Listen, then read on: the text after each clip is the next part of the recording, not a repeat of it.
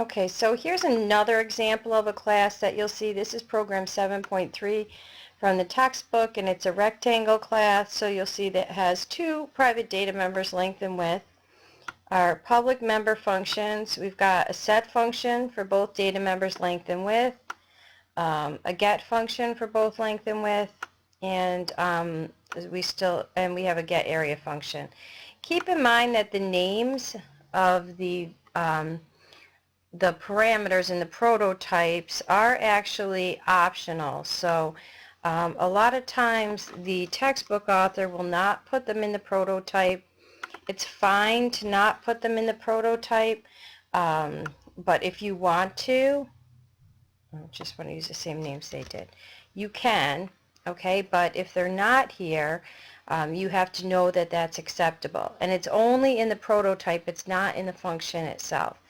Alright, so here's what that looks like. Then he lists all his member functions here. I'm not a big fan of this particular format, so I'm going to take these out. And I'm going to move them after main because that's where you guys are used to seeing your functions. We'll find out later in this module that it doesn't really matter because we're going to put these in separate files anyhow. Okay, so we see the class declaration. Here's a main program. I'll come back to that in a minute. And the member function implementation. So he has some comments here explaining the set length function. Now I want to show you this example because basically we had one line of code in our previous set functions. Just what's highlighted here would be like length, assign the value of the parameter len. But the whole purpose behind a set function and not giving a programmer direct access to the data is that you can error check the data that the programmer provides and make sure that they are setting the data member length to something that's appropriate. So what do we mean by appropriate? Well, whatever length they put in should be greater than or equal to 0. So this set function actually has an error check in it. If the length that gets passed in by the user is greater than or equal to 0, then I'm going to assign len, the parameter, into my data member length. Else, I just set it to 1. You know, why 1? I don't know. Why not? It's just a value. And it gives them a message. Invalid length using default value of 1. Okay?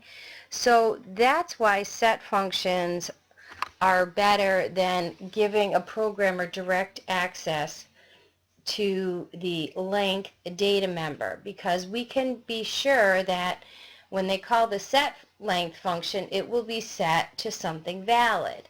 Otherwise, they could, you know, directly set it to something that's not valid. And same thing here, you'll see in the set width. Here's our get length, get width, and the get area function that just returns length times width.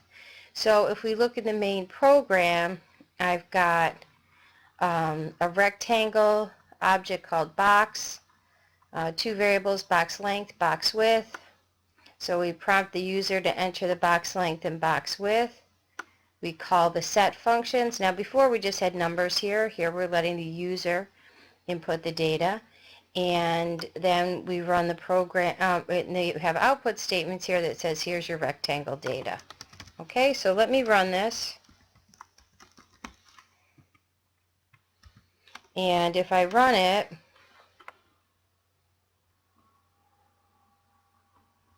right, and the user puts in 5 and 7, right, we'll get that information out, which looks good. If the user puts in 5 and -3, you know, it'll say invalid width using a default value of 1, and then you'll see here length, width, and area.